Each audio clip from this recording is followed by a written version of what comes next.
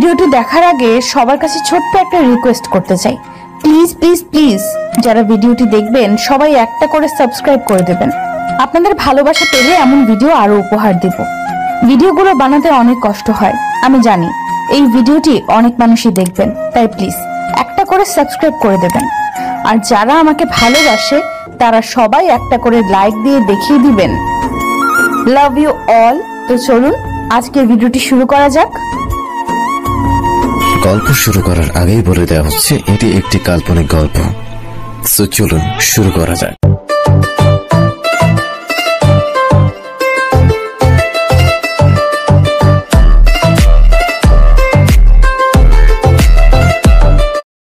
আসসালামু আলাইকুম বন্ধুরা, এই গল্পের কয়েকটা পর্ব আপলোড করা হয়েছিল। আজকে সবগুলো একসাথে করে দেওয়া হলো। যারা শুনেছো তারা একটু কেটে শোনো, আর যারা শোনোনি তাদের পুরোটা শোনার অনুরোধ রইল। বাবা, আমাকে তুমি কেন মারছো? আমি কি করেছি? কেন তুই জানিস না তুই কি করেছিস? আমাকে না বললে আমি জানবো কি করে? এত কিছু করার পরেও কেমন ভাব করছে যেন কিছুই জানে না। বাবা, আমি সত্যি বলছি, আমি কিচ্ছু জানি না। দয়া করে আমাকে মেরো না, আমার খুব কষ্ট হচ্ছে। তুই যা করেছিস তার কাছে এই কষ্ট কিছু না। বাবা, বিশ্বাস করো, আমি কিচ্ছু করিনি। বিশ্বাস? আর তোকে?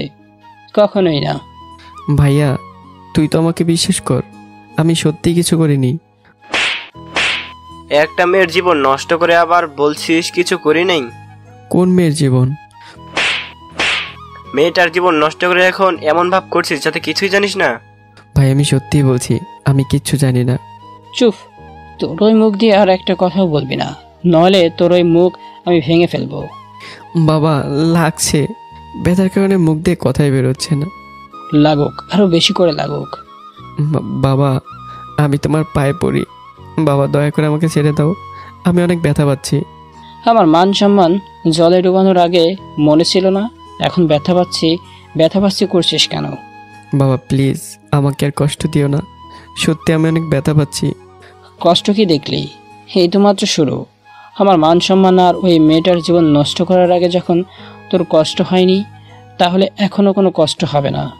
কথাটা শেষ করে বাবার ভাইয়া আমাকে আরো বেশি করে লাঠি দিয়ে মারতে লাগলো। আমার চিৎকার শুনে মা ঘর থেকে বেরিয়ে আসলো। মা, তুমি বাবাকে একটু বলো না যাতে আমাকে আর না মারে। বাবার মার আমি সহ্য করতে পারছি না, মুখ দিয়ে আমার রক্ত বেরোতে শুরু করে দিয়েছে। সাগর, তুই এটা করতে পারলি? তুই আমাদের নিজের সন্তান না হওয়া সত্ত্বেও তোকে আদর যত্ন দিয়ে বড় করেছি, তবু তুই এমন একটা কাজ কি করে করতে পারলি? বাবা আমাকে লাঠি দিয়ে মারতে মারতে বলল, নিজের সন্তানকে যতটা না আদর দিয়েছি তার চেয়েও তোকে বেশি আদর দিয়েছি, যার ফল আজকে আমাদের পেতে হচ্ছে। আমি তোমাদের নিজেদের সন্তান না? না, তুই আমাদের সন্তান না। যদি তুই আমাদের সন্তানই হতি তাহলে কি কোনোদিন এমন জঘন্য কাজ করতে পারতি? তাহলে আমার মা বাবা কে আর কোথায়? আমরা জানি না কি তোর মা বাবা কোথায়, তোকে তো বাবা রাস্তা থেকে কুড়িয়ে বাড়িতে নিয়ে এসেছিল। তাহলে ছোটবেলায় তুমি যখন বলতে আমাকে কুড়িয়ে পেয়েছিলে, সেই কথাই সত্যি ছিল? সত্যি না হলে কি বলতাম নাকি? বাবার ভাই আমাকে কথাগুলো একদিক দিয়ে বলছে, আরেক দিক দিয়ে মেরেই চলেছে। তোকে আমি আগে বলেছিলাম এই ছেলেকে বাড়িতে রাখার দরকার নেই। এই ছেলে একদিন তোমার মান সম্মান ডুবিয়ে ছাড়বে, দেখলে তো আমার কথা মিলে গেল। ওকে বাড়িতে এনে ভুল যখন আমি করেইছি তখন এর শাস্তি ওকে আমিই দিব। বাবা বাবা, ভাইয়াকে আর মেরো না, ভাইয়াকে ছেড়ে দাও। দেখো না ভাইয়ের শরীর দিয়ে কত রক্ত বের হচ্ছে। ঘরের থেকে আমার ছোট বোন নিধি দৌড়ে আমার সামনে আসে। একটা কথা বলে রাখি, বাবার ভাইয়া আমাকে বাড়ির সামনে রাস্তায় মারছে, যার কারণে অনেকে দাঁড়িয়ে আমার মার খাওয়া দেখছে। আমার বাবা অনেকটা রাগী মানুষ, তাই কেউ সাহস করে ফেরাতে আসছে না। নিধি সরে যা, ওকে আমি আজকে শেষ করে দিব। ভাইয়া ভাইয়া, তুই অন্তত ভাইয়াকে আর মারিস না। দেখ না ভাইয়ের শরীর দিয়ে কত রক্ত বের হচ্ছে। নিধি বড় ভাইয়ের কাছে গিয়ে হাত নাড়িয়ে নাড়িয়ে বলল, নিধি ঘরে যা। না, আমি আমার ভাইয়াকে ছেড়ে কোথাও যাব না, আমি আমার ভাইয়ের সাথেই থাকবো। নিধি আমাকে জড়িয়ে ধরে আর কান্না করতে করতে বলল, নিধির মা, তুমি নিধিকে এইখান থেকে নিয়ে যাও। যখন শুনলাম আমি ছোট থেকে এতদিন যাকে আমার বাবা মা ভেবে এসেছি তারা আসলে আমার বাবা মা না, তখন থেকে আমি কেমন যেন মূর্তি হয়ে বসে রয়েছি। আমার দুই চোখ শুধু মায়ের দিকে তাকিয়ে রয়েছে। আর মা আমাকে মার খেতে দেখে। আমার রক্তাক্ত শরীর দেখে আমার কাছে আসছে না, আমাকে মার খাওয়ার হাত থেকে বাঁচাচ্ছে না, বাবার ভাইয়াকেও থামাচ্ছে না। নিধি এখনও আমাকে জড়িয়ে ধরে আছে, আমাকে ছাড়ার কোনো নামই নেই। মা নিধিকে ধরে টানছে, তবুও নিধি আমার গলা জড়িয়ে ধরে আমার বুকের সাথে মিশে রয়েছে। নিধি আমাকে জড়িয়ে ধরে আছে দেখেও বাবার ভাই আমাকে মারা বন্ধ করেনি, তবু আমাকে মেরেই চলেছে। হঠাৎ করে নিধি বলে জোরে চিৎকার দিয়ে উঠলো। হয়তো আমাকে জড়িয়ে ধরেছে, তাই হাতে একটা বাবা বা ভাইয়ার বাড়ি লেগেছে। নিধি বাড়ি খেয়ে ভেবে করে কান্না করতে শুরু করে দিল। বাড়ি লাগার সাথে সাথে নিধি আমাকে ছেড়ে দেয়, আর মা নিধিকে নিয়ে কিছুটা দূরে চলে যায়। নিধির কান্না দেখে বাবার ভাইয়া দুজনে নিধির কাছে চলে যায়, আর নিধির ব্যথা পাওয়া জায়গায় হাত বুলিয়ে দিতে থাকে। কিছু সময় পর বাবা নিধির চোখে জল দেখে আমার দিকে আরও রাগী দৃষ্টিতে তাকিয়ে বলতে লাগলো, তোর জন্য আমার 7 বছরের নিষ্পাপ মেয়েটাও ব্যথা পেয়েছে। তোর জন্য আমার আদরের বোনটা ব্যথা পেয়েছে, তোকে আমি ছাড়বো না। আমি তখনও মূর্তির মতো বসেছিলাম, শরীর দিয়ে আমার অবিরাম রক্ত বেরোচ্ছিল, তবু আমার কোনো হুঁশ নেই। আমার কানে শুধু একটা কথাই বাজছে, আর তা হলো, তুই আমাদের ছেলে না, তোকে আমরা রাস্তা থেকে কুড়িয়ে পেয়েছি। নিধি এ বাড়ির সবার প্রাণ। একসময় আমি এ বাড়ির প্রাণ ছিলাম, এখন কি আমি তা নিজেও জানি না। আর তাদের প্রাণ যখন ব্যথা পেয়ে কান্না করছে, তা আবার আমার কারণে। এটা দেখে বাবার ভাইয়ের রাগী দৃষ্টিতে আমার দিকে ধেয়ে আসতে লাগলো। বাবার ভাইয়াকে আমার দিকে এভাবে রাগী দৃষ্টিতে আসতে দেখে আমার আত্মায় যতটুকু জল ছিল তাও শুকিয়ে গেল, কারণ তারা দুজনে এই মুহূর্তে সবচেয়ে বেশি রেগে আছে। এমনিতে জীবনের সবচেয়ে বড় ধাক্কা একটু আগে খেয়েছি, তার উপর এখন কি হবে কে জানে। দেখতে দেখতে দুজনে আমার সামনে চলে আসলো। তোর জন্য আমার আদরের বোনটা ব্যথা পেয়েছে, আজকে আমি তোকে শেষ করে ফেলবো। ভাইয়া এসে নিজের সর্বশক্তিতে আমার বুকে লাথি দেয়, আর আমাকে মাটিতে ফেলে দেয় আর মারতে লাগলো। ভাইয়া ভাইয়া আমি অনেক ব্যথা পাচ্ছি, ভাইয়া আমাকে দয়া করে মেরো না প্লিজ, আমাকে ছেড়ে দাও, আমি তোমার সামনে হাত জোর করছি, দয়া করে আমাকে ছেড়ে দাও। তোকে এত সহজে ছাড়া যাবে না, তোর জন্য আমার মেয়ে ব্যথা পেয়েছে। আমার মেয়েটা যত ব্যথা পেয়েছে তার দ্বিগুণ ব্যথা তোকে পেতে হবে। বাবা আমাকে মারতে লাগলো, আমি শুধু চিৎকার করেই যাচ্ছি, মা তুমি বাবার ভাইয়াকে একটু বলো না আমাকে যাতে আর না মারে। আমি আস্তে আস্তে ছটফট করতে করতে মা নিধির দিকে যেতে লাগলাম। একবার বলছি না আমি তোর মা না, তাহলে আমাকে তুই মা বলছিস কেন? আমার জ্ঞান হওয়ার পর থেকে আমি তো দেখে আসছি তুমি আমার মা আর আমি তোমার ছেলে, আর আজকে হঠাৎ এক কথা আমি বিশ্বাস করব কেন যে তুমি আমার মানো? কারণ আমি তোকে আমার কোনোদিনও ছেলে ভাবিনি, সবসময় তোকে আমি একটু বোঝা ভাবছিলাম। মা এভাবে বলো না, তোমার এইসব কথা শুনলে আমার অনেক কষ্ট হয়। বাবার ভাইয়ের মারের ফলে যতটা না কষ্ট হয়, তার চেয়ে বেশি কষ্ট হয় তোমার এইসব কথা শুনলে। তোর কষ্টে আমার কিছু যায় আসে না, তুই কষ্ট পেতে পেতে যদি আমার সামনে মরেও যাস তাহলে আমি তোর দিকে ফিরেও তাকাবো না। বাবা আমি কি এমন অপরাধ করেছি আমি জানি না, তবুও তোমরা আমাকে মারছো, এতে আমার বিন্দু মাত্র কষ্ট হচ্ছে না। কিন্তু তুমি মাকে একটু বলো না এসব মিথ্যা কথাগুলো যেন না বলে। আমার পা ছাড় হতচ্ছাড়া, তোর শরীরে এই অপবিত্র রক্ত যদি আমার শরীরে লাগে তাহলে আমিও অপবিত্র হয়ে যাব। আর নিধির মা তোকে যা বলেছে তার প্রতিটা কথাই সত্য। সন্তানের শরীরে রক্ত বাবার পায়ে লাগলে বাবা অপবিত্র হয়ে যায়, কথাটা তুমি বলতে পারলে? কিসের সন্তান? তুই আমার সন্তান না, রাস্তা থেকে কুড়িয়ে পাওয়া সন্তান, যে কখনো নিজের সন্তান হয় না। তুই তা আজকে তোর ব্যবহারের প্রমাণ করে দিয়েছিস। কাকা ওর সাথে এত কথা বলছেন কেন? মারেন ওকে, আরো বেশি করে মারেন, যাতে ও আমার সাথে যা করেছে তা জানি এই জীবনে কারোর সাথে করতে না পারে। মেয়ের কণ্ঠ শুনে আমি আস্তে আস্তে মাথা ঘুরিয়ে তার দিকে তাকাতেই আমার মনে হলো আমি যেন আকাশ থেকে পড়লাম, কারণ এই কথাটার অন্য কেউ নয়, আমার ভালোবাসার মানুষ, যাকে আমি নিজের জীবনের চেয়ে বেশি ভালোবাসি, সে আরোহী বলেছে। মা তুমি চিন্তা করো না, ওকে খাইয়ে পরিয়ে আমি এতদিন যতটুক নষ্ট করেছি, ও আমি যে ভুল করেছি আজকে এমন শিক্ষা দিব যে ও আর জীবনেও অন্য কোনো মেয়ের দিকে তাকাতে পারবে না। বাবা শেষ পর্যন্ত তুমি আমার খাবার করে দিলে। মাত্র তো তোকে খোঁটা দিয়েছি, এরপর দেখ তোকে এমন মার মারবো, এতদিন তোর পিছনে যতটুক টাকা ঢেলেছি সব সুদ সহ তুলে নিব। বাবা আমি তোমার কাছে হাত জোর করছি, দয়া করে আমাকে মেরো না, দরকার পড়লে তুমি এতদিন আমার পেছনে যত টাকা ঢেলেছ সব আমি পরিশোধ করে দেব। তোর নিজেরই তো কোনো ঠিকানা নেই, তাহলে টাকা শোধ করবি কি করে? এতদিন তো আমাদের ঘরে বসে আমাদের উপরে বোঝা হয়েছিলি। আমাকে একটা সুযোগ দিয়ে দেখো, আমি কথা দিচ্ছি আমি তোমাদের টাকা শোধ করে দেব, তবু আমাকে মেরো না। শুধু আমাদের টাকা দিলেই হবে না, তার সাথে ওই মেয়েটাকেও টাকা দিতে হবে, তাও 1-2 টাকার নয়। তোর এতদিনের ভরণ পোষণের জন্য 50 লক্ষ, আর ওই মেয়েটার সাথে খারাপ কাজ করার জন্য 30 লক্ষ টাকা দিতে হবে। এত টাকা? বাবা, তুমি কার সাথে কি কথা বলছো? ওর সামর্থ্য আছে নাকি এত টাকা জোগাড় করার? আমি মানছি এত টাকা জোগাড় করতে আমি পারবো না, কিন্তু আমি তোমাদের পায়ে পড়ি, দয়া করে আমাকে ছেড়ে দাও। হ্যাঁ, তোকে আমি এইভাবেই ছেড়ে দিই, আর তুই কি আরো মেয়ের জীবন নষ্ট কর, তাই না? বাবা বিশ্বাস করো, আমি কোনো মেয়ের জীবন নষ্ট করিনি। বিশ্বাস হার তোকে কখনোই না। বাবা। চুপ, একদম চুপ। তোর ওই পাপি মুখ দিয়ে আর কখনোই আমাকে বাবা বলে ডাকবি না, নইলে তোর ওই মুখ আমি ভেঙে দিব। বাবা হাত দিয়ে আমার মুখের 2 পাশ চেপে ধরলো। আমি চিৎকার করছি, আমি ব্যথায় স্পষ্টভাবে চিৎকার করতে পারছি না। বাবা কিছু সময় পর আমাকে ছেড়ে দিল। তারপর বাবার ভাইয়া আবার আমাকে অবিরাম মারতে লাগলো, লাথি ঘুষি আর হাতের সামনে যা পাচ্ছে তাই দিয়ে আমাকে মারতে লাগলো। আমি এখন শুধু অবাক দৃষ্টিতে আরোহীর দিকে তাকিয়ে আছি। আমি স্পষ্ট দেখতে পাচ্ছি আরোহীর চোখে জল। এই জল যে আমাকে কষ্ট পেতে দেখে নয়, তা আমি আরোহীর মুখ দেখে স্পষ্ট বুঝতে পারছি, কারণ আরোহীর মুখে একটা অস্পষ্ট হাসি লেগে রয়েছে, যে হাসি আমাকে বারবার বলে দিচ্ছে, খুব শখ না আমাকে ভালোবাসার, বোঝ এখন কেমন লাগে। কিন্তু আমার সাথে আরোহী তেমন কোনো শত্রুতার সম্পর্ক নেই, বরং গতকাল পর্যন্ত আরোহী আমার জন্য পাগল ছিল। আমাকে নিজের মুখে বলেছিল আমাকে বিয়ে করবে আর আমাকে ছাড়া থাকতে পারবে না। কিন্তু হঠাৎ আজকে কি হলো আমি নিজেও জানি না। হঠাৎ করে নিধি চিৎকার আমার কানে আসলো। নিধি ও মাকে বলে চিৎকার করছে আর বলছে জ্বলে গেল। তাকে দেখে মা যত্ন করে নিধি পায়ে মলম লাগিয়ে দিচ্ছে, আর নিধি ব্যথায় চিৎকার করে উঠলো। নিধির চিৎকার দেখে বাবার ভাইয়া আমাকে মারাবাদ দিয়ে দৌড়ে নিধির কাছে চলে গেল। আমি ব্যথার শরীর নিয়ে আস্তে আস্তে উঠে দাঁড়ানোর চেষ্টা করলাম। শরীর থেকে অনেক বেশি রক্ত পড়ে গিয়েছে। খুব কষ্টে উঠে দাঁড়ালাম। আস্তে আস্তে হাঁটতে হাঁটতে নিধির কাছে চলে গেলাম, কারণ আমার আদরের বোনকে ব্যথায় চিৎকার করতে আমি দেখতে পাচ্ছিলাম না। আমাকে নিধির কাছে দেখে ভাইয়া বলল, তুই আবার আমার বোনের কাছে এগিয়ে এসেছিস? ভাইয়া ও তো আমারও বোন, তাই না? না, নিধি শুধু আমার বোন, ও তোর কেউ না। ভাই এভাবে বলো না, আমাকে একবার নিধির কাছে যেতে দাও।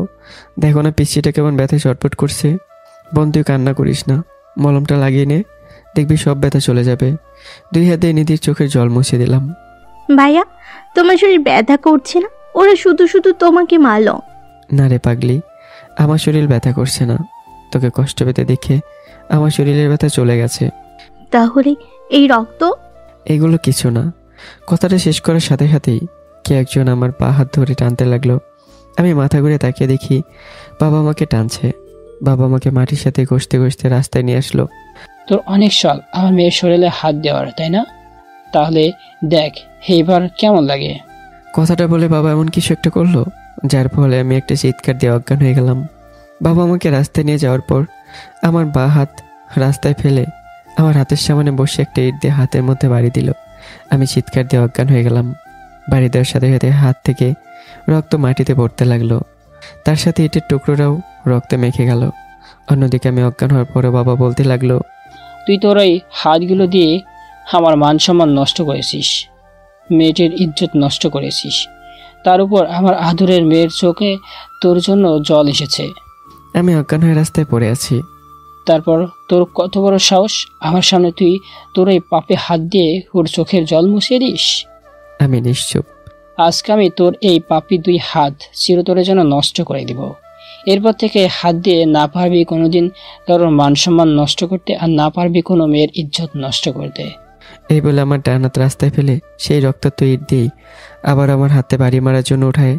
ঠিক তখনই নিধি বাবা বলে এক চিৎকার দিয়ে চুপচাপ হয়ে যায়। বাবা নিধির চিৎকার শুনে আমাকে রাস্তায় রেখে দৌড়ে নিধির কাছে চলে যায়।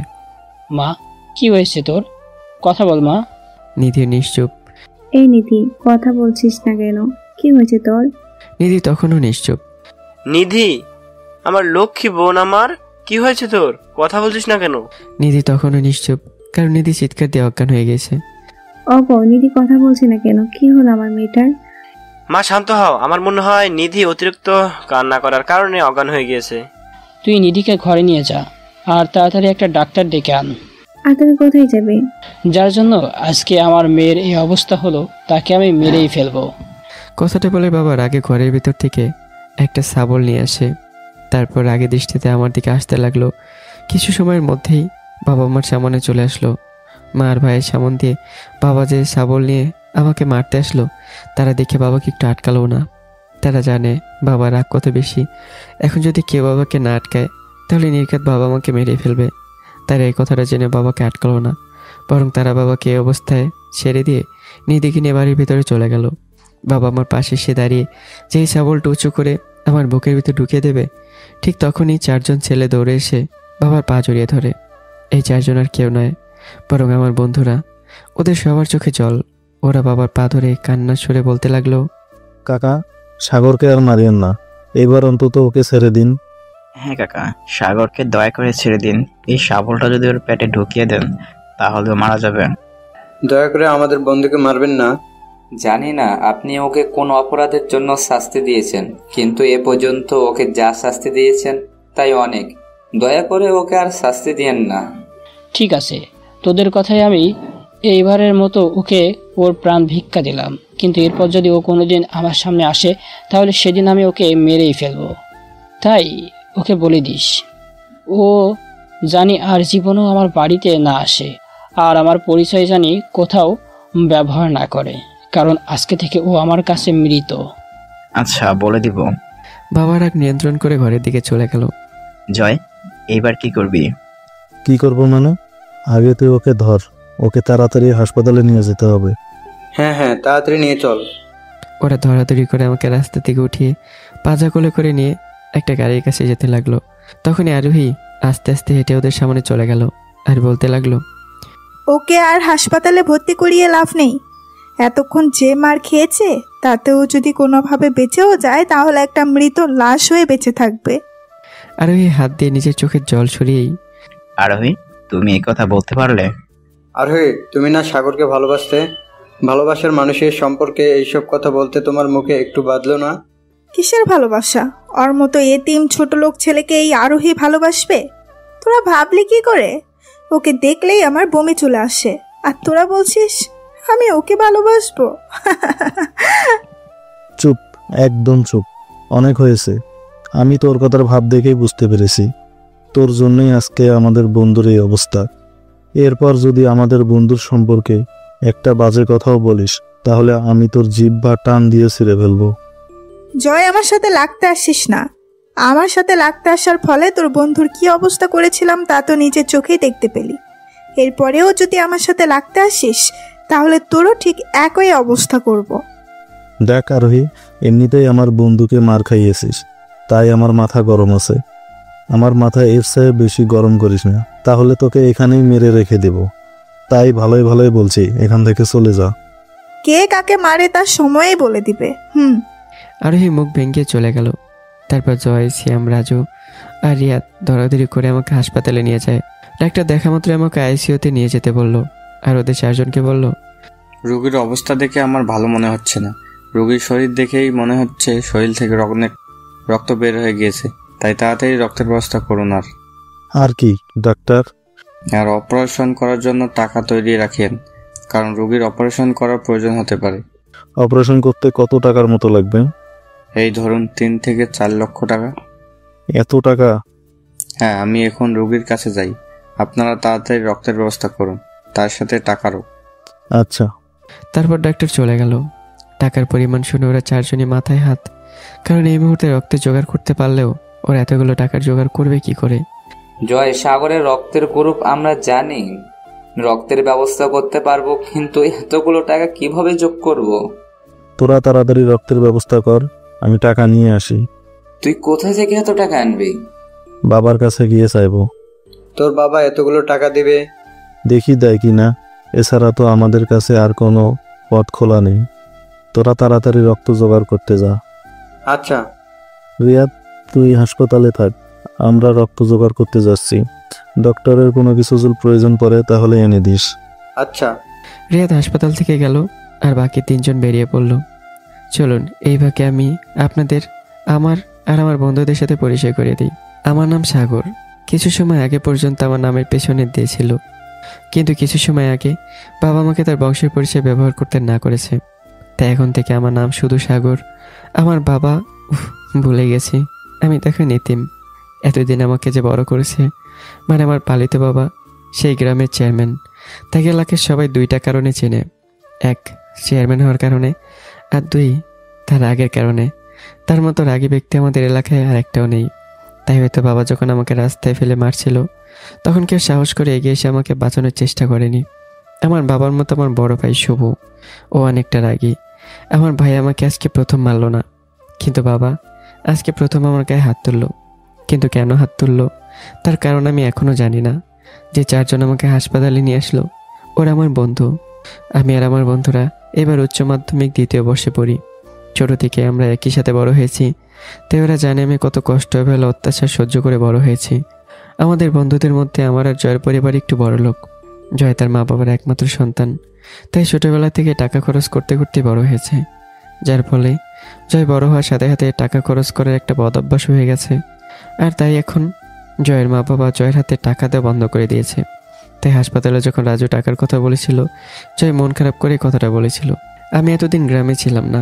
আমি আর আমার বন্ধুরা ঢাকা জয়ের মামা বাড়িতে ঘুরতে গিয়েছিলাম, আর আজকে গ্রামে ফিরেছি। গাড়ি থেকে নেমে সবাই যার যার বাড়িতে চলে গেল, আর আমি আমার বাড়িতে চলে আসলাম। কিন্তু যখন আমি বাড়ির দরজা খুলে ভেতরে প্রবেশ করব, তখনই বাবা ধাক্কা দিয়ে আমাকে বাড়ির বাইরে বের করে মারতে থাকে। আর তারপর কি হলো তা তো আপনারা দেখলেনি। এদিকে দেখতে দেখতে জয় তার বাড়িতে চলে গেল। ভাগ্যক্রমে জয়ের বাবা আজকে অফিসে যায়নি, তাই জয় বাড়িতে গিয়ে তার মা বাবাকে ড্রয়িং রুমে পেয়ে গেল। বাবা, কি হয়েছে? জয়ের বাবা নিচের দিকে তাকিয়ে বই পড়ছে। আমার কিছু টাকা লাগবে। জানি তো আপনার টাকা লাগলেই তো বাবার কথা মনে পড়ে, তা না হলে তো আপনার বাবার সাথে কথা বলার প্রয়োজন পড়ে না। সে নিশ্চুপ। কত টাকা লাগবে? 4 লক্ষ টাকা। কি এতগুলো টাকা? হ্যাঁ। এতগুলো টাকা দিয়ে তুই কি করবি? সাগরের অ্যাক্সিডেন্ট হয়েছে, ওর চিকিৎসা করতে হবে। ফাজলামি করিস আমার সাথে? সাগরের অপারেশন করাতে হবে, তার জন্য আমার কাছ থেকে টাকা নিবে কেন? সাগরের অপারেশন তো ওর বাবার করাতে পারে। সত্যি করে বল, টাকাগুলো নিয়ে কি করবি? বাবা, আমি সত্যি বলছি, সাগরের অপারেশন করানোর জন্যই টাকাগুলো নিব। দেখো, তুমি নিজের দিকে তাকিয়ে একটু দেখো। মিথ্যা কথা বলে টাকা নিতে নিতে আজকে এই পর্যায়ে চলে এসেছে যে নিজের বন্ধুর অ্যাক্সিডেন্টের মিথ্যা কথা বলে টাকা নিতে চাচ্ছে। বাবা, তুই মিথ্যা কথা বলছিস কেন? তোর যদি টাকা লাগে তাহলে সত্যি কথা বলেই তো নিতে পারিস। আমাদের এত টাকা সব তো তোর জন্যই। সত্যিটা কি বলবো না বাবা? এত টাকা নিয়ে কি করবি বলে দে না বাবা। টাকা দিয়ে হয়তো নেশা টেশা করবে, মুখ লজ্জায় বলতে পারছে না। আমাকে দেখে কি তোমার মনে হয় আমি নেশা করার জন্য তোমার কাছে টাকা চাচ্ছি?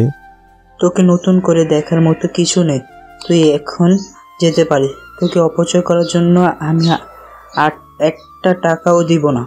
কথাটা বলে জয়ের বাবা বই রেখে নিজের রুমের দিকে চলে যেতে লাগলো। জয়ের কিছু না ভেবে দৌড়ে তার বাবার পা জড়িয়ে ধরে কান্না করতে করতে বলল, বাবা, আমি সত্যি বলছি, আমি সাগরের অপারেশন করার জন্যই টাকা চাচ্ছি। কিছু সময় আগে সাগরের বাবা আর ভাই সাগরকে রক্তাক্ত করে রাস্তায় ফেলে দিয়েছিল। অনেক কষ্ট করে ওনাদের হাত থেকে বাঁচিয়ে হাসপাতালে নিয়ে এসেছি, আর এখন ডাক্তার বলেছে ওর অপারেশন করতে হবে, তার জন্য 4 লক্ষ টাকা লাগবে। তখনও নিশ্চুপ। তুমি দয়া করে আমাকে টাকাগুলো দাও, না হলে আমি সাগরকে বাঁচাতে পারবো না।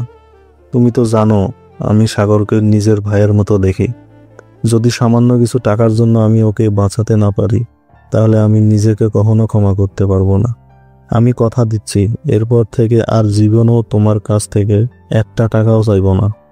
তোকে আমি টাকা দিতাম, সে তুই যে কারণে হোক না কেন, কিন্তু এখন আর তোকে একটা টাকাও দিব না।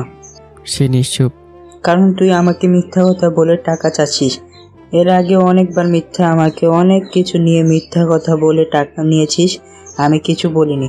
কিন্তু এইবার তুই শেষ পর্যায়ে নিজের বন্ধুকে নিয়ে এত বড় মিথ্যা কথা বলে টাকা নিতে চাস।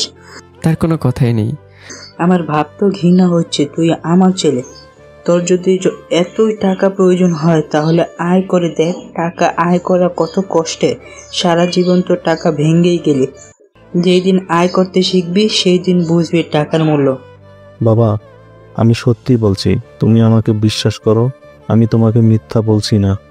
আমি জানি তুই আমাকে মিথ্যা কথা বলছিস কিনা। তুই কোথায় মিথ্যা কথা বলছিস জানিস? সাগরের বাবা আর ভাই ওকে মেরে রাস্তায় ফেলে রেখেছিল।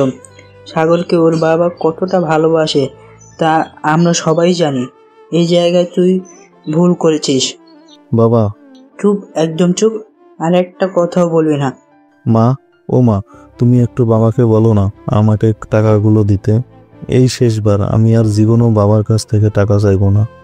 প্লিজ মা, বলো না বাবা, না হলে আমি সাগরকে বাঁচাতে পারবো না। একটু বলো না। শুনছো? আমি কিছু শুনতে চাই না। তুমি ওকে বাড়ি থেকে বেরিয়ে যেতে বলো। কিন্তু কোনো কিন্তু না, যা বলছি তা করো। জয় বুঝতে পেরেছে তার বাবাকে আর বলে লাভ নেই, কারণ জয় এর আগে বহুবার তার বাবাকে মিথ্যা কথা বলে টাকা নিয়েছে, যার ফলে তার বাবা এখন তার উপর আর বিশ্বাসই করে না, আর টাকাগুলো দিলও না। তাই জয় মাথা নিচু করে নিজের বাইক নিয়ে হাসপাতালের দিকে চলে গেল। অন্যদিকে রাজু আর সিয়াম বিভিন্ন জায়গায় ঘুরে অনেক কষ্টে রক্তের ব্যবস্থা করে হাসপাতালে গিয়ে তাড়াতাড়ি নার্সের কাছে রক্তের ব্যাগ দিয়ে দিল। রিয়াদ, বিজয় এসেছে? না রে। ও, আমার মনে হয় না জয় টাকার ব্যবস্থা করতে পারবে। তোর হঠাৎ এমন মনে হলো কেন? জয় ওর বাবাকে অনেকবার মিথ্যা কথা বলে টাকা নিয়ে এনেছে। কতবার যে অ্যাক্সিডেন্টের নাম করে টাকা এনেছে তার হিসেব নেই। তাই আমার মনে হয় না টাকা আনতে পারবে। তুই অবশ্য ভুল কিছু বলিস নেই। ওই দেখ, জয় আসছে। জয় মাথা নিচু করেই হাসপাতালে ঢুকতে লাগলো। তখন রিয়াদকে দেখে ফেলে। ওরা দৌড়ে জয়ের কাছে চলে গেল। জয়, টাকার ব্যবস্থা করতে পেরেছিস? জয় নিশ্চুপ হয়ে মাথা নিচু করে রয়েছে। কিরে জয়, বল, টাকার ব্যবস্থা করতে পেরেছিস? রিয়াদ হালকা ধাক্কা দিল। জয় মাথা উঁচু করে তাকালো। তখন ওরা জয়ের চোখে জল দেখতে পেল। কিরে জয়, কান্না করছিস কেন? আমি টাকা জোগাড় করতে পারলাম না রে। জানিস, বাবাকে অনেক বললাম টাকা দিতে, বাবার পায়ে পর্যন্ত ধরেছি, কিন্তু বাবা টাকাগুলো দিল না। নিশ্চুপ হয়ে আছে। ওরাও কান্না করে দিয়েছে। শুধু বাবার না, মায়েরও পায়ে ধরেছি, তবুও টাকা আনতে পারলাম না রে। আজকে আমি আমার ভুলের জন্য আমার প্রাণের বন্ধুকে হারালাম। আমি যদি আগে কখনো মিথ্যা কথা বলে বাবার কাছ থেকে টাকা না আনতাম, তাহলে আজকে এই দিন দেখতে হতো না। সাগর বন্ধু, তুই আমাকে ক্ষমা করে দিস। তোর জন্য আমি কিছুই করতে পারলাম না। চিৎকার করে নিচে বসে কান্না করতে লাগলো। জয়, শান্ত হ, দেখবি ঠিক কিছু একটা ব্যবস্থা হয়ে যাবে। হ্যাঁ জয়, শান্ত হ। আইসিইউ রোগীর সাথে কে এসেছে?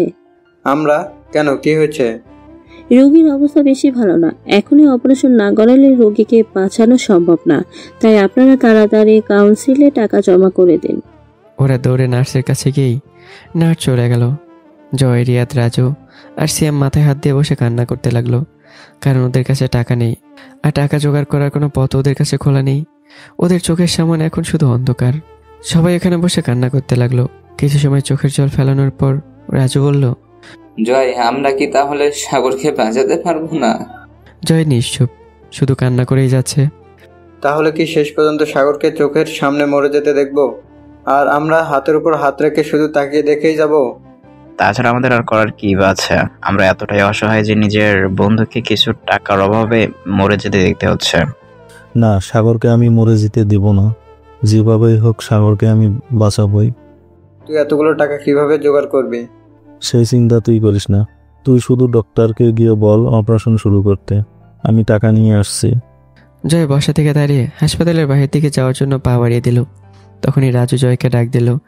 জয়, কিছু বলবি? হ্যাঁ। কি? যাই করিস না কেন, অসৎ পথে টাকাগুলো আনিস না। সাগর যদি বেঁচে উঠে জানতে পারে তুই অসৎ পথে টাকা এনে ওর জীবন বাঁচিয়েছিস, তাহলে ও কিন্তু নিজের জীবন শেষ করে দিবে। তুই তো জানিস ও কেমন। জানি রে, তুই চিন্তা করিস না, অসৎ পথে টাকা আনবো না। আমি এখন চলি রে। আচ্ছা, তাড়াতাড়ি ফিরে আসিস। জয়ের কথা না বলে তাড়াতাড়ি বাইরে চলে গেল। বাইরে গিয়ে চোখ মুছে বাইক চালু করে এলাকার এদিক ওদিক বাইক নিয়ে ঘুরতে লাগলো। জয় বাইক চালিয়ে ঘুরছে বললে ভুল হবে, কারণ জয় বাইক চালিয়ে রাস্তার এদিক ওদিক এক একজনকে খুঁজছে। জয় বাইক নিয়ে চায়ের দোকানের কাছে আসতেই সেই মানুষটিকে দেখতে পেল। তাই জয় তাড়াতাড়ি বাইক থামিয়ে তার কাছে চলে গেল। ভাই। জয় লোকটির উদ্দেশ্যে করেই বলল। লোকটি জয়ের থেকে বয়সে অনেকটা বড়। আরে জান, আজকে এই সময় এদিকে কি মনে করে? আপনি না বলেছিলেন আমার বাইকের মতো একটা বাইক নেবেন? হ্যাঁ। বাইক কি কিনে ফেলেছেন? তোমার বাইকের মতো বাইকের দাম প্রায় 30 লক্ষ টাকা। আমার কাছে এখন অতগুলো টাকা নেই, তাই ভাবছি কিছুদিন পরে কিনবো। আমি আমার বাইকটা বিক্রি করে ফেলবো, আপনি কি কিনবেন? কত দাম? 4 লক্ষ টাকা। জান, তুমি কি আমার সাথে ফাজলামি করতেছো? 30 লক্ষ টাকার বাইক কেউ 4 লক্ষ টাকায় বিক্রি করে? কেউ না করলেও আমি করব। এখন বলেন আপনি কিনবেন কিনা? আপনি না নিলে আমাকে আবার অন্য কাউকে খুঁজতে হবে। কিনবো, কিন্তু হঠাৎ এত টাকা দামের বাইক এত কম দামে বিক্রি করে দিচ্ছ কেন? আমার এখনই 4 লক্ষ টাকার প্রয়োজন।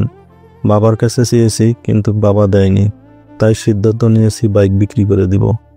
কিছু না মনে করলে বলবে কি এত টাকা তোমার এই মুহূর্তে কেন প্রয়োজন?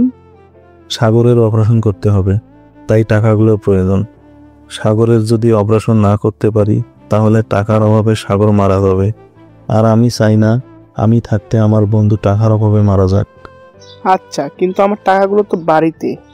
তাহলে চলুন আপনার বাড়িতে যাই, সেখান থেকে টাকা নিয়ে যত দ্রুত সম্ভব আমাকে হাসপাতালে যেতে হবে। আচ্ছা ঠিক আছে, চলো। ছেলেটাকে নিয়ে জয় তার বাড়িতে চলে গেল। আপনি ভিতরে থেকে টাকা নিয়ে আসুন, আমি এখানেই আপনার অপেক্ষা করছি। আচ্ছা। ছেলেটি বাড়ির ভিতরে যাওয়ার পর জয় শেষবারের মতো নিজের বাইকটা ভালো মতো দেখতে লাগলো। এই বাইকটা জয় তার বাবার সাথে গিয়ে কিনেছিল। বাইক কেনার পর জয় বাইকের যত্ন নিয়েছে, এতটা যত্ন জয় কখনো নিজেরও নেয়নি। জয় যেখানে যেত সবসময় বাইক সাথে নিয়ে যেত। একজন বাবা তার সন্তানকে যেভাবে আদর করে ঠিক জয়ও তেমনি তার বাইককে আদর করত। কিন্তু আজকে আমার জন্য জয় তার প্রিয় শখের বাইকটি বিক্রি করতে হচ্ছে। জয় বাইকটাকে নিয়ে পুরনো স্মৃতি মনে করতে করতে চোখের কোণে তার জল এসে যায়। কিছু সময়ের মধ্যেই ছেলেটি টাকা নিয়ে বাড়ির বাইরে চলে আসলো। জয়। হ্যাঁ বলুন। জয় দ্রুত হাত দিয়ে চোখের জল মুছে নেয় যাতে ছেলেটি জয়ের চোখের জল না দেখে, তবুও ছেলেটি জয়ের চোখের জল দেখে ফেলেছে। এই নাও 4 লাখ টাকা। ধন্যবাদ, আপনি আমার অনেক বড় উপকার করলেন। উপকার আমি কোথায় করলাম? উপকার তো তুমি তোমার বন্ধুর করেছো। আচ্ছা আমি এখন আসি, আর এই নিন বাইকের চাবি। চাবিটা তুমি তোমার কাছে রেখে দাও। কেন? কারণ আমি তোমার বাইক নিব না। তাহলে এতগুলো টাকা আমাকে দিলেন কেন? সাগরের চিকিৎসার জন্য।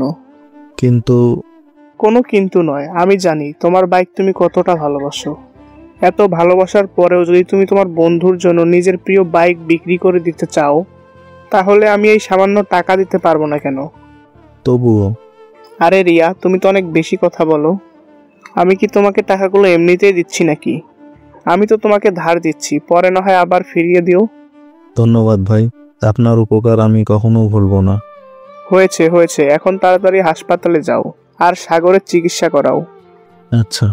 জয় তাড়াতাড়ি বাইকে উঠে হাসপাতালে এসে টাকা জমা দিয়ে দেয় আর চিকিৎসাও শুরু হয়। অন্যদিকে জয়দের বাড়িতে জয় বের হওয়ার পর জয়ের মা জয়ের বাবাকে বলে, এই শুনছো, আমার মনে হয় জয় সত্যি কথা বলছিল।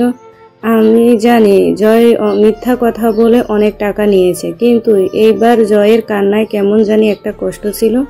তাছাড়া তুমি হয়তো খেয়াল করো নাই, জয়ের শার্টে রক্ত লেগেছিল।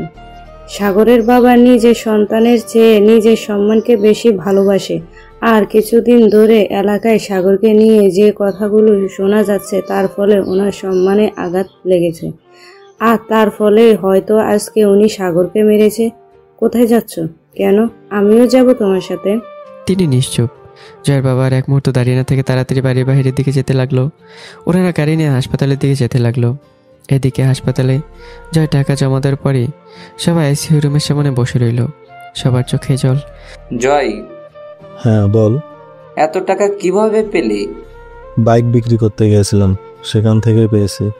তোর প্রিয় বাইকটা বিক্রি করে দিয়েছিস? বন্ধুর প্রাণে চেয়ে এইসব বাইক কিছুই না। হ্যাঁ রিয়াদ, তুই ঠিক বলছিস। সিএম আর রাজু দৌড়ে গিয়ে জয় আর রিয়াদকে জড়িয়ে ধরল। কিছু সময় পর জয় অনুভব করলো তার মাথার চুলে কেউ হাত দিয়ে বুলিয়ে দিচ্ছে। জয় এদের ছেড়ে মাথা উঁচু করে সামনে তাকে অবাক হয়ে যায়, কারণ তার মাথায় তার বাবা হাত বুলিয়ে দিচ্ছে। শুধু তাই নয়, তার চোখের কোণে জল, আর তার পাশে জয়ের মায়ের শাড়ির আঁচল দিয়ে নিজের চোখ মুছছে। বাবা, তুমি কান্না করছো কেন? ঠিক আছে, তোর কাছে আর ক্ষমা চাইবো না। আর হ্যাঁ, তুই চিন্তা করিস না, কালকেই আমি তোকে নতুন বাইক কিনে দিব। কে? তাহলে টাকা পেলি কোথায়? তাহলে কালকে আমার কাছ থেকে টাকা নিয়ে ধার শোধ করে দিস। সে না হয় হলো, কিন্তু সাগরের অবস্থা এখন কেমন? আচ্ছা রাখবো, তোরা দুইজনে তারপর ভাইয়ের মতো থাকবে। রাজু, তোকে একটা কাজ করতে হবে। কি কাজ? সাগরের সাথে ওর বাবা হঠাৎ এমন অবস্থা কেন করলো তা জেনে আমাকে জানা। আচ্ছা, যদি কোনোভাবে এর সাথে আরোহীর সম্পর্ক থাকে তাহলে ওকে আমি ছাড়বো না। তুই চিন্তা করিস না, আমি খবর নিয়ে তোকে জানাবো। আচ্ছা। তারপর সবাই যার যার মতো অপারেশন রুমের সামনে অপেক্ষা করতে লাগলো। প্রায় ঘন্টাখানেক পর ডাক্তার রুম থেকে বেরিয়ে আসলো আর সবাইকে বললো অপারেশন ভালো মতোই হয়েছে আর রোগীকে সাধারণ রুমে দেওয়া হয়েছে। কিন্তু রোগীর জ্ঞান ফিরতে দেরি হতে পারে, কারণ রোগীর শরীরে যে আঘাত পেয়েছে তার চেয়ে বেশি মানসিক আঘাত পেয়েছে। এইসব বলে ডক্টর চলে গেল। আমাকে সাধারণ রুমে দেওয়া হলো। একে একে সবাই আমাকে দেখলো। সেদিনের আমার জ্ঞান ফেরেনি। রাতে জয় সবাইকে বাড়িতে পাঠিয়ে দিয়ে আমার সাথে শুধু জয়ই ছিল। পরদিন সকাল হতে না হতে রিয়াদ, রাজু আর সিয়াম দৌড়ে হাসপাতালে এসে আমার রুমে চলে আসলো। কিরে দৌড়ে আসছিস কেন?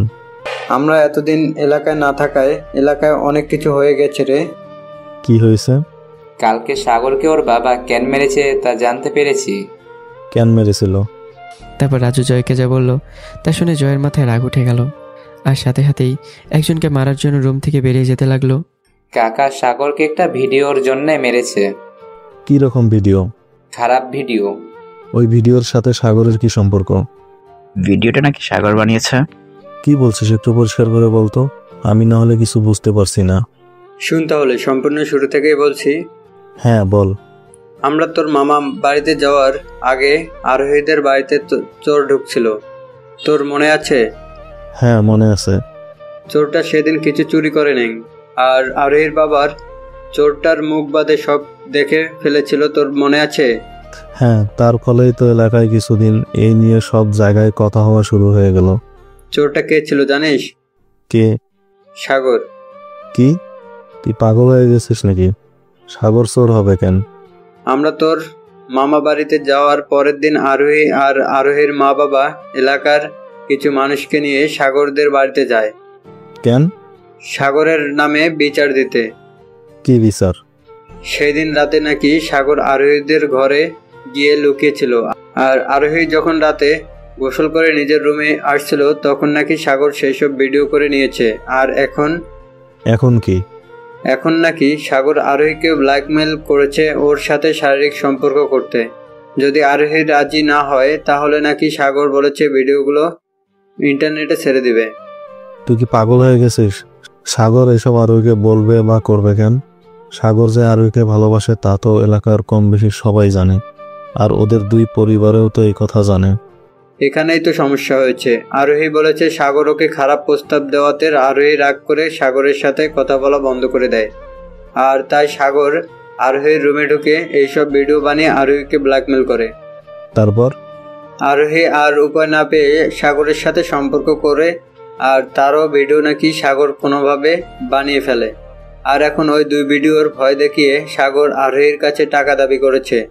টাকা না দিলে নাকি সাগর ভিডিওগুলো ইন্টারনেটে ছেড়ে দিবে, আর টাকা সাগরকে তোর মামা বাড়ি থেকে ফিরে আসার পরেই দিতে বলেছিল। নিশ্চুপ। জয় চুপ করে মাথা নিচু করে রয়েছে। কথাটা শোনার পর থেকে মাথা গরম হয়ে গেছে, কারণ আমরা যতদূর জানি সাগর টাকার পাগল না, বরং আমি সব সময় দেখে আসছি ও টাকাকে অবহেলা করে চলছে। হ্যাঁ, সাগর টাকার প্রতি এতটাই উদাসীন যে আমরা ওর সাথে বন্ধুত্ব, ওর টাকার প্রতি উদাসীনতা আর মানুষটাকে টাকা দিয়ে সাহায্য করা দেখেই করেছিলাম। আমার মনে হচ্ছে আরোহী সবাইকে মিথ্যা বলেছে, কিন্তু কেন? এতে আরোহীর কি লাভ? আমার চোখে তো কোনো লাভ দেখছি না, বরং আমি আরোহীর ক্ষতি দেখছি। দেখ, সাগর আরোহী পরস্পরকে ভালোবাসে, আর ওদের পরিবারের মধ্যে কথাও হয়ে রয়েছে যে ওদের পড়ালেখার পর ওদের বিয়ে দিয়ে দিবে, আর ওইদিকে সাগরের বড় ভাইয়ের বিয়েও হয়ে যাবে। এখন ওইসব করে আরোহী কি লাভ হলো? এখন তো আর ওদের ভালোবাসা পূর্ণতা পাবে না। সাগর যে এইসব করেছে তার প্রমাণ কি? তুই তো জানিস সাগর ভুলবশত ওর মোবাইল বাড়িতে রেখে গিয়েছিল, আর তার মধ্যেই ওই দুইটা ভিডিও পেয়েছে। রাজু, রিয়াদ আর সিয়াম এসব কথা বলছে, আর জয় মাথা নিচু করে ওদের কথা শুধু শুনছে। হঠাৎ জয় মাথা নিচু করে বলতে লাগলো, প্রতিশোধ নিয়েছে ও। কে কার উপর প্রতিশোধ নিয়েছে? আরোহী সাগরের উপর প্রতিশোধ নিয়েছে। প্রতিশোধ? কিসের প্রতিশোধ? সাগর কলেজে উঠে প্রথম দিন আরোহীর সাথে কি করেছে তোদের মনে আছে? হ্যাঁ। তারই প্রতিশোধ আরোহী সাগরের উপরে নিয়েছে। প্রায় 1 বছর পরে কিসের প্রতিশোধ? তাছাড়া এখন তো ওর পরস্পরকে ভালোবাসে। আমি এত শত বুঝি না। ও আমার বন্ধুকে মার খাইয়েছে, আমার বন্ধুকে বাড়ি ছাড়া করেছে, এলাকার মানুষের চোখে ছোট করেছে। ওকে আমি ছাড়বো না। জয় এত সময় মাথা নিচু করে আমার পাশে বসেছিল, এখন রাগের মাথায় উঠে দরজার দিকে যেতে লাগলো। জয়, কোথায় যাচ্ছিস? কাজে। কোথায়? ওই শয়তানের বাড়িতে। কার কথা বলছিস? আরোহীর। ওর বাড়িতে যাচ্ছিস কেন? আমার বন্ধুর নামে মিথ্যা অপবাদ দেওয়ার জন্য ওকে শাস্তি দিতে। কথাটা শেষ করেই জয় রাগে রুম থেকে বেরোতে নিল, তখনই রিয়াদ জয়কে ডাকলো। জয়, কি হয়েছে? সাগরে মনে হয় জ্ঞান ফিরে এসেছে, ওইদিকে আয়। কোথায়? জয় দৌড়ে আমার কাছে চলে আসলো। আমার জ্ঞান রাজু, রিয়াদ আর সিয়াম যখন রুমে এসেছে তখনই ফিরেছে। বেশি মার খাওয়ার কারণে শরীরে তেমন শক্তি পাচ্ছিলাম না, তাই শরীর নাড়াচড়া করতে পারছিলাম না। আর ওরা আমার দিকে তাকায়নি, তাই খেয়ালও করেনি। কিন্তু এখন যখন শুনলাম জয় আরোহীকে মারতে যাচ্ছে, তখন কষ্ট হওয়া সত্ত্বেও কোনো মতে হাতটা নাড়িয়ে জয়কে আমার কাছে ডাকতে লাগলাম। সাগর, সাগর বন্ধু, এখন তুই কেমন আছিস? তোর শরীর কেমন আছে? আমি কোনো কথা না বলে আস্তে আস্তে মুখ থেকে অক্সিজেন মাস্কটা খুলতে লাগলাম। এ কি, তুই মাস্ক খুলছিস কেন? তুই মাস্ক খুলিস না। জয় আমার মাস্কের থেকে আমার হাত সরিয়ে দিল। আমি মাস্কের ভিতর থেকে আস্তে আস্তে কিছু বলতে লাগলাম। তুই এখন কিছু বলিস না, যা বলার পরে বলিস, আমি তোর সব কথা শুনবো। হ্যাঁ বল। তাড়াতাড়ি ডাক্তারকে ডেকে আন। আচ্ছা। আমি হাত দিয়ে রাজুকে এখানে দাঁড়িয়ে থাকতে বললাম। রাজু, যাস না, তোকে মনে হয় সাগর কিছু বলবে। তোরা আরোহীকে কিছু বলিস না, ওকে ওর মতো থাকতে দে। আমি কোনো মতো কষ্ট করে বললাম। আচ্ছা আচ্ছা, আমরা কেউ ওকে কিছু বলবো না, তুই তাও চুপ কর, কথা বলিস না। সত্যি তো? হ্যাঁ সত্যি, আমরা আরোহীকে কিছু বলবো না, তুই শুধু ভালো হয়ে যা। এবার নিশ্চুপ। হঠাৎ করে আমার শরীর খারাপ হতে লাগলো। আমি সব অবস্থায় ছটফট করতে লাগলাম। আমার বারবার মনে হচ্ছিল আমার শ্বাস নিতে কষ্ট হচ্ছে। জয়, রিয়াদ, রাজু আর সিয়াম আমার এই অবস্থা দেখে ভয় পেয়ে যায়। জয়, এই জয়, সাগর এমন করেছে কেন? জানি না রে। আমার মনে হচ্ছে সাগর শ্বাস নিতে পারছে না, ওর খুব কষ্ট হচ্ছে। তাহলে দাঁড়িয়ে রয়েছিস, তাড়াতাড়ি গিয়ে ডাক্তারকে ডাক। হ্যাঁ যাচ্ছি। সিয়াম ডক্টর ডক্টর বলে চিৎকার করতে করতে রুম থেকে বেরিয়ে গেল। আর এদিকে আমার অবস্থা আরও খারাপ হতে লাগলো। ওরা আমার এই অবস্থা দেখে আরও বেশি ভয় পেতে লাগলো। কিছু সময়ের মধ্যে সিয়াম ডাক্তার নিয়ে আসলো। ডক্টর সবাইকে রুম থেকে বের করে আমাকে দেখতে লাগলো। ওরা বাইরে চিনতে একদিক থেকে আরেক দিকে হাঁটতেছে। কিছু সময় পর ডক্টর রুম থেকে বেরিয়ে আসলো। ডাক্তার, সাগর ভালো আছে তো? হ্যাঁ এখন ভালো আছে। সাগরের কি হয়েছিল? মানসিক চাপ বেশি পড়ার কারণে এমন ছটপট করছিল। ও, এরপর থেকে খেয়াল রাখেন, ওনার সামনে জানেন এমন কোনো কথা না বলা হয় যাতে ওনার মানসিক চাপ বেড়ে যায়, না হলে বড় কোনো ক্ষতি হতে পারে। আচ্ছা ডাক্তার, সাগরের বাম হাতের অবস্থা কেমন? বাম হাতের হাড় অনেকটা ভেঙে গিয়েছে, তবু আমরা প্যারালাইসটার করে দিয়েছি। ওর হাত আগের মতো ভালো হয়ে যাবে তো? আগের মতোই হবে, কিন্তু কিছুটা ব্যথা থেকেই যাবে। আচ্ছা, আমি এখন আসি, ওনার দেখাশোনা ভালো মতো করিয়েন। ঠিক আছে। ডক্টর চলে গেল। দেখতে দেখতে সে রাত চলে আসলো। জয়, হ্যাঁ বল। আজকে তুই বাড়িতে চলে যা। না, আমি সাগরকে একা ছেড়ে কোথাও যাব না। সাগরের এত চিন্তা করছিস কেন? আমি আছি তোর ওর সাথে। কালকে রাতে ওর ভালো মতো ঘুম নেই, তাই বলছি আজকে বাড়িতে গিয়ে ঘুমা। না, আমি যাব না। জয়, এটা কিন্তু ঠিক না। সাগর যেমন তোর বন্ধু, তেমনি ও তো আমাদের বন্ধু। আমাদেরকেও ওর জন্য কিছু করতে দে। তুই সবকিছু একা করবি কেন? রিয়াদ ঠিক বলছে, আমরা 4 জন একদিন করে সাগরের সাথে এখানে রাতে থাকবো আর আমাদের বন্ধুত্বের দায়িত্ব পালন করব। আচ্ছা আচ্ছা, তো আজকে কে থাকবে? আজকে রাজু থাকবে, কালকে সিয়াম আর পরশুদিন আমি। তার মানে আবার 3 দিন পর থাকতে পারবো? হ্যাঁ ঠিক আছে, তোরা যখন আমাকে এখানে থাকতে দিবি না, তো আমি বাড়িতেই চলে যাই। আরে মন খারাপ করছিস কেন? চল আমরাও তোর সাথে যাই। হ্যাঁ চল। এইভাবে দিন কাটতে লাগলো। জয়, সিয়াম, রিয়াদ আর রাজু সেবায় আমি আস্তে আস্তে সুস্থ হয়ে উঠতে থাকি। এতদিন কেটে গিয়েছে, তবু আমাকে দেখতে বাড়ির কেউ আসেনি। মোট কথায় জয়, রিয়াদ, রাজু, সিয়াম আর জয়ের মা বাবা ছাড়া আমার সাথে দেখা করতে কেউ আসেনি। দেখতে দেখতে আরও কিছুদিন কেটে গেল। আমি এখন আস্তে আস্তে হাঁটতে পারি, তবুও হাঁটতে গেলে কারো সাহায্য লাগে, কারণ কখনো কখনো হাঁটতে গেলে শরীরে ব্যথা পায়। এতক্ষণে নিজের উপর নিয়ন্ত্রণ হারিয়ে পড়ে যেতে নেই। একদিন রাতে আমি হাসপাতালের বেডের উপর বসে বসে ভাবতে লাগলাম, আচ্ছা আমি কি এত বড় অপরাধ করে ফেলেছি যার জন্য বাবা মাকে মেরে বাড়ি থেকে বের করে দিল? আর আমি যদি এতিমে হই, তাহলে বাবা শুধু শুধু আমার পিছনে এতগুলো টাকা নষ্ট করলো কেন? কেনই বা আমাকে এত বড় করলো? বাবা তোমাকে সেই দিনই রাস্তায় ফেলে দিতে পারতো। এতে অন্তত আমি তো আর বাবার পরিবারের বোঝা হয়ে থাকতাম না। সেদিন যদি আমাকে রাস্তায় ফেলে আসতো, তাহলে অন্তত কুকুরে আমাকে খেয়ে ওর পেট ভরাতো, আর আজকে আমাকে দিনটা দেখতে হতো না। আচ্ছা আমি না হয় একটা ভুল করে ফেলেছিলাম, তাই বলে কি বাবা আমাকে পশুর মতো মেরে বাড়ির বাইরে বের করে দিতে পারলো?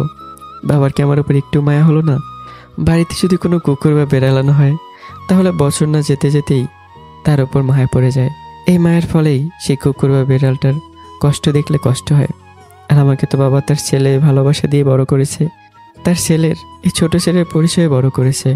তাহলে আমাকে এত মারার আগে কি বাবার একটু কষ্ট হলো না? কে জানে, হয়তো আসলে আমি ওনাদের ঘাড়ে বোঝা হয়ে গিয়েছিলাম, তাই আমার সাথে এমন করলো। তাছাড়া বোঝা হবই না বা কেন? এত বড় হয়ে গেছি, তবুও বাবার টাকায় চলতে হয়। একে তো রাস্তায় পেয়েছে, তার উপর এখনো বেকার। এমন ছেলে পরিবার আর বাবার ঘাড়ের বোঝাই তো। এতদিনে বাবা হয়তো বুঝতে পেরেছে আমি আসলেই তার ঘাড়ের বোঝা হয়ে গেছি। এতদিন ছিলাম পালিত বাবার ঘাড়ের বোঝা হয়ে, আর এখন বন্ধুদের আর তাদের পরিবারের ঘাড়ের বোঝা হয়ে। কবে যে আমি মানুষের ঘাড়ের বোঝা হওয়া থেকে মুক্তি পাবো কে জানে। এসব ভাবছিলাম আর ডানা দিয়ে চোখের জল মুছছিলাম। আমি এতটাই ভাবনার গভীরে হারিয়ে গিয়েছিলাম যে কখন বন্ধুরা আমার সামনে চলে এসছে আমি নিজেও জানি না। সাগর, আমি নিশ্চুপ হয়ে আছি। এই সাগর। কে রে? ও তোরা কখন আসলি? আমরা আসছি, অনেকক্ষণ হয়েছে। তাহলে ডাকতে তো পারতি। দেখলাম তুই কিছু একটা ভাবছিলি, তাই ডাকলাম না। ও কি ভাবছিলি? কিছু না। কিছু তো একটা ভাবছিলি, সত্যি করে বলতো কি ভাবছিলি? ভাবছিলাম আমি মনে হয় কোনো জন্মে পাপ করেছিলাম। তোকে কে বসে তুই আগের জন্মে পাপ করেছিস? পাপ না করলে কি আজকে আমার এই অবস্থা হয়? আমি সবসময় মানুষের কাঁধে একটা বোঝা হয়ে থাকি। জানি আমার মাঝে মাঝে মনে হয় আমার চাইতে প্রতিবন্ধী মানুষ অনেক ভালো, তারা তো অন্তত আত্মসম্মানে বেঁচে থাকতে পারে। তোকে কে বলছে তুই মানুষের ঘাড়ে বোঝা হয়ে আছিস? বলার কি আছে, আমি তো নিজের চোখে দেখতে পাচ্ছি। এতদিন বাবার ঘাড়ে বোঝা হয়েছিলাম, আর আজকে থেমে গেলি কেন বল? আজকে তোদের ঘাড়ে। আচ্ছা একটা কথা বলবি? কি কথা? আমাকে তোরা বাঁচালি কেন? সেদিন আমি মরে যাচ্ছিলাম, আমাকে মরতে দিতি, অন্তত আমি কষ্টের হাত থেকে মুক্তি তো পেতাম। জানিস এখন আমার অনেক কষ্ট হয়, বারবার নিজেকে শুধু অপরাধী মনে হয়, কারণ আমার জন্য তোদের কতগুলো টাকা নষ্ট হয়ে গেল। আমার টাকার চেয়ে তোর জীবনের দাম বেশি। এতিমের আবার জীবন? হাসালি রে জয়, হাসালি। সাগর চুপ কর।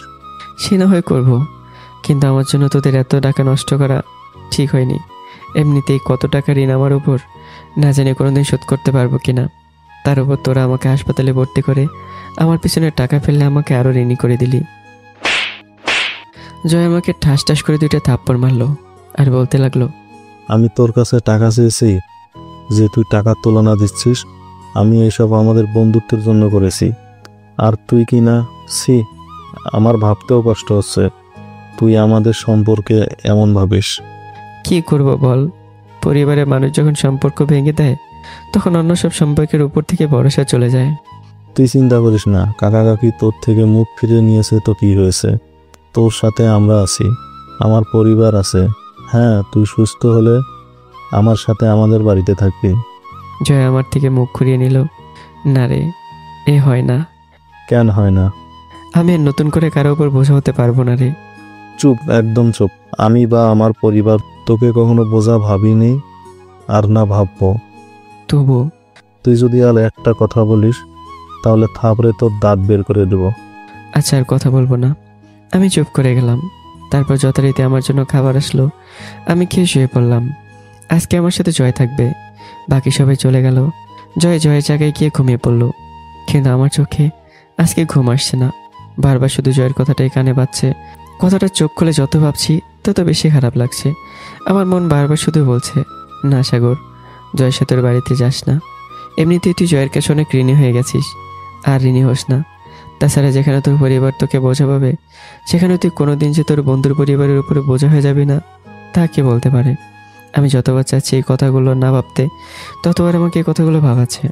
তারপর অনেক কষ্টে কথাগুলো মাথা থেকে ঝেড়ে ফেলে ঘুমের দেশে হারিয়ে গেলাম। পরদিন সকালে রিয়াদ, সিয়াম আর রাজু তাড়াতাড়ি হাসপাতালে চলে আসলো। জয় তখনও ঘুমিয়ে রয়েছে।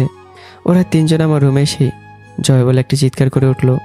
জয় ওদের চিৎকার শুনে চোখ মেলে তাকালো। কি রে, তোরা এত সকালে? কিছু হয়েছে নাকি? না। তাহলে এত তাড়াতাড়ি আজকে চলে আসলি কেন? কেন জানি না, ঘুম আসছিল না, বারবার সাগরের কথা মনে পড়ছিল, তাই চলে এসেছি।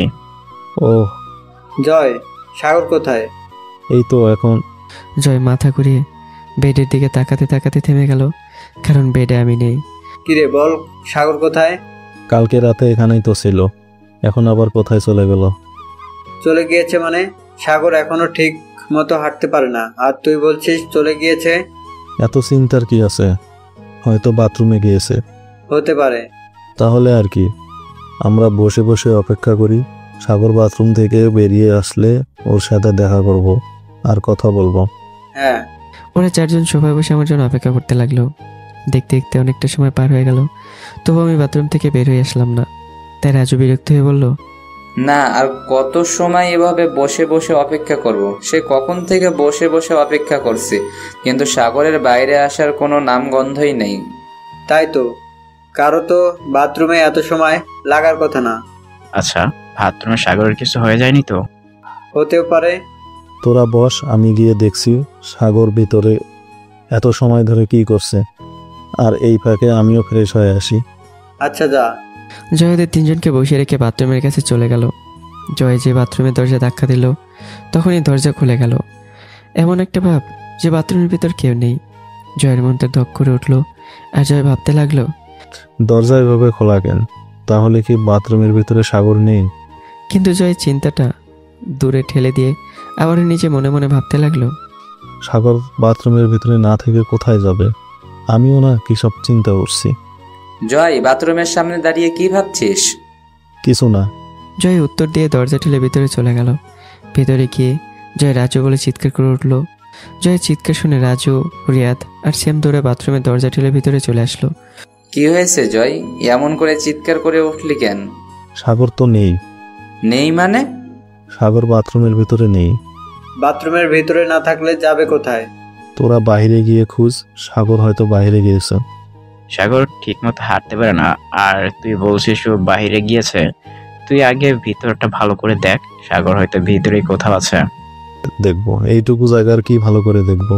তোরা বাইরে গিয়ে দেখ। ঠিক আছে, যাচ্ছি। ওরা সবাই দৌড়ে বাইরে আমাকে খুঁজতে চলে গেল। আর এদিকে বাথরুমটা ভালো করে দেখে নিল, কিন্তু তবুও কিছু পেল না। বাথরুম দেখা শেষ করে জয় বাহির গিয়ে মাথায় হাত দিয়ে সোফায় বসে চোখের জল ফেলতে লাগলো। কিছু সময় পর ওরা তিনজন আবার দৌড়ে রুমে চলে আসলো। জয় এদের দিকে দাঁড়িয়ে গেল। সাগরকে পেয়েছিস? না রে, কোথাও তো পেলাম না। জয় ধপ করেই সোফায় বসে চোখের জল ফেলতে লাগলো। আমার অসাবধানতার কারণে আজকে সাগর হারিয়ে গেল। এমনিতেই ওর শরীর ভালো না, তার উপর যে ও কোথায় হারিয়ে গেল কে জানে। আমরা এখন ওকে কোথায় খুঁজবো? জয়, কান্না করিস না, দেখবি আমরা সাগরকে খুঁজে বের করব। আমরা ওকে খুঁজে বের করতে ওর নয় আবার কিছু হয়ে যায়। তুই চিন্তা করিস না, আল্লাহর সাগরের কোনো ক্ষতি করতে দেবে না। সাগর যেখানে থাকবে সুস্থ থাকবে। ও কোথায় গিয়েছে বা না গিয়েছে। জয় নিশ্চয়ই কান্না করছে। জয়ের সাথে সাথে ওরা তিনজনও কান্না করছে। হঠাৎ করে রিয়াদের চোখ আমার বেডের পাশে গেল। সেখানে দেখতে পেল একটা পৃষ্ঠা উঠছে। জয় দেখ, পৃষ্ঠাটা উড়ছে, হয়তো সেখানে সাগর কিছু লিখে গিয়েছে। কোথায়? জয় দৌড়ে সে পৃষ্ঠাটা হাতে নিয়ে পড়তে লাগলো। জয়, কি লেখা আছে ওতে? হ্যাঁ, জোরে পড়। বন্ধুরা, তোরা আমাকে ক্ষমা করে দিস তোদের না জেনে এইভাবে হাসপাতাল থেকে চলে আসার জন্য। বিশ্বাস কর, তোদের ছেড়ে যেতে আমার অনেক কষ্ট হচ্ছে। বারবার মনে হচ্ছে তোদের সাথে সারা জীবন থেকে যাই। জানিস, মনকে অনেকবার বোঝালাম একটু স্বার্থপর হয়ে যেতে, সারা জীবন তোদের সাথে থেকে যেতে, কিন্তু আমার মনটা আমাকে একটু স্বার্থপর হতে দিল না তোদের সাথে থাকতে। কারণ কি জানিস? কারণ তোরা আমার জন্য একটু বেশি করে ফেলেছিস। হয়তো কোনোদিন কোনো ভালো কাজ করেছিলাম যার জন্য তোদের মতো এত ভালো বন্ধু পেয়েছি, কিন্তু তোরা আমাকে নিয়ে এতটাই মেতে উঠেছিস যে তোদের নিজেদের একটা জীবন আছে তা তোরা ভুলে গিয়েছিস। আজ প্রায় 1 মাসের বেশি হতে চললো আমি হাসপাতালে। 1 মাস তোরা তোদের পড়ালেখা কাজকর্ম ছেড়ে আমাকে নিয়ে মেতেছিলি।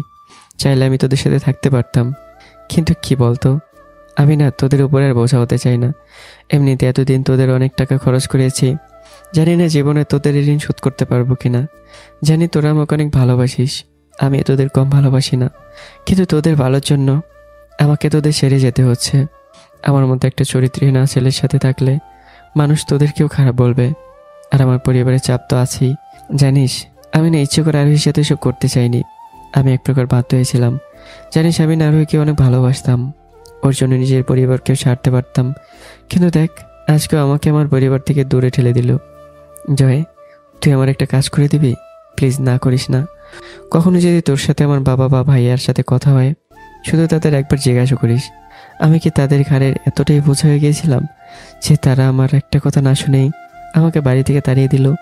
আমার তো বাকি সবার মতো তেমন কোনো চাওয়া পাওয়া ছিল না, আমি তো বেশি কিছু চাইনি, শুধু একটু ভালোবাসা চেয়েছিলাম। এইটাই কি আমার অপরাধ ছিল? জানি চিঠি পড়া শেষ করে তোরা আমাকে খুঁজতে যাবি, কিন্তু তাতে কোনো লাভ হবে না রে, কারণ ততক্ষণে আমি অনেক দূরে চলে যাব। আর হ্যাঁ জয়, তুই আমাকে মাফ করে দিস রে।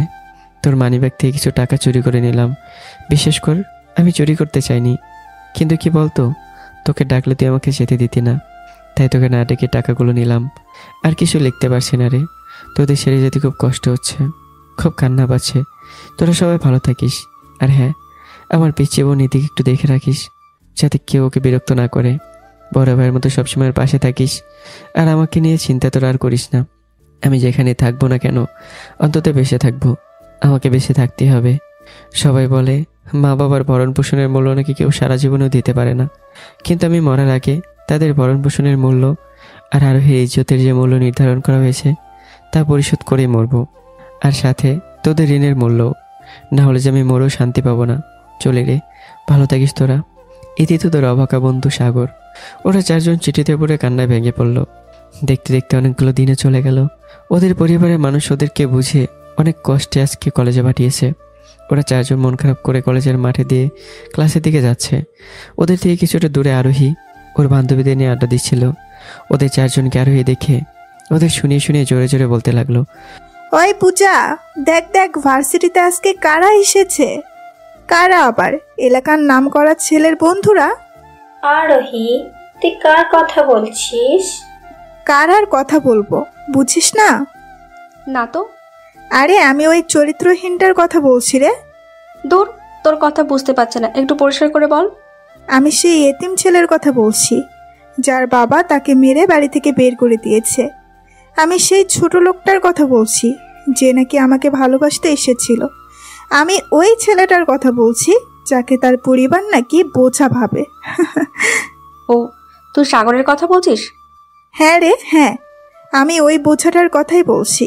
আসলেই ও একটা বোঝা, যার কাছে গিয়েছি শুধু তাদের টাকা নষ্ট করেছে। এতদিন পরিবারের টাকা নষ্ট করেছে, আর এখন বন্ধুদের টাকা নষ্ট করছে। ওরা যে ওই বোঝাটাকে কেন ঘাড়ে বয়ে বেড়াচ্ছে আমি তাই বুঝি না। কথাটা বলে আরোহী হাসতে লাগলো। এদিকে আরোহীর কথা শুনে জয়ের মাথা গরম হয়ে গেল। তারপর জয় আরোহীর দিকে তেড়ে যেতে লাগলো। জয় আরোহীর কাছে গিয়ে যা করলো, আরোহী কখনো ভাবতে পারিনি যে জয় এমন কিছু তার সাথে কোনোদিন করবে। জয় ঠাস ঠাস করে কোনো কথা না বলেই আরোহীর গালে থাপ্পড় বসিয়ে দিল। জয়, তুই আমাকে থাপ্পড় মারলি কেন? তোর কপাল ভালো, তোকে শুধু থাপ্পড় মেরেছি। আমার তো ইচ্ছা করছে তোকে কুপিয়ে কুপিয়ে এখানেই মেরে ফেলি। ওই ফকিন্নি ছোট লোকের জন্য তোর এত ভালোবাসা উঠলো কেন রে? পূজা, মুখ সামলিয়ে কথা বল। গত বছর পর্যন্ত না তোরা ওদের দেখতেই পারতিস না? 1 বছরে ও তোদের এমন কি জাদু করলো যে ওর এত ভালো বন্ধু হয়ে গেলি? কেন, তোরা কি আগে অমানুষ ছিলি নাকি? হ্যাঁ, সাগরের সাথে মেশার আগে আমরাও অমানুষ ছিলাম, কিন্তু ওর সাথে মেশার পর, ওর সাথে চলার পর মানুষ হতে শুরু করেছে। তোদের এইসব জানতে হলে তোদের সাগরের অতীত জানতে হবে। আমার মূল্যবান সময় নষ্ট করে কারো অতীত জানার ইচ্ছা নেই। হ্যাঁ আরোহী, শুনে যা। তোরা যখন বলছিস তাহলে না হয় একটু শুনি। তোরা তো জানিস আমরা একই এলাকায় বড় হয়েছি, কিন্তু ছোট থেকেই সাগরের সাথে আমরা কেউ মিশতাম না বললে ভুল হবে। আমরা মিশতে পারতাম না, কারণ সাগর বাকি সবার চেয়ে আলাদা ছিল। আমাদের মতো স্কুলে এসে মেয়েদের সাথে কথা বলতো না, না কোনো মেয়ের দিকে তাকাতো। আমরা বন্ধুরা সবাই স্কুলে পালিয়ে এদিক ওই দিক ঘুরতাম, কিন্তু ও সব সময় স্কুলে পড়ে থাকতো। এমনকি ছুটির পর আমরা সবাই মিলে কত আড্ডা দিতাম, কিন্তু ও স্কুল ছুটি হওয়ার সাথে সাথেই বাড়িতে চলে যেত। সাগর প্রতিদিন একটা কাজই করত। সকালে বাড়ি থেকে স্কুলে আসতো, সামনের ব্রেঞ্চে বসতো, স্যার ম্যামদের কথা শুনতো, আবার ছুটি হলে মাথা নিচু করে বাড়িতে চলে যেত। জানি আমরা কখনোই সাগরকে প্রাইভেট পড়তে দেখিনি। যেখানে আমরা সারা বছর প্রাইভেটের পিছনে ছুটতাম, সেখানে ও বাড়ির ভেতরে থাকতো। মাঝে মাঝে দেখতাম সাগর বই খাতা নিয়ে স্যার ম্যামের কাছে যেত, আর কোনো সমস্যা হলে তাদের কাছে গিয়ে বুঝে নিত। তার কারণে বিভিন্ন সময়ে আমরা ওকে বিভিন্ন নামে ডাকতাম, আর সব সময় ওর সাথে মজা করতাম। এইসব দেখেই আমরা বড় হয়েছি। হাতে পায়ে বড় হয়েছি ঠিকই, কিন্তু আমাদের ফাজলামি একই রকম ছিল।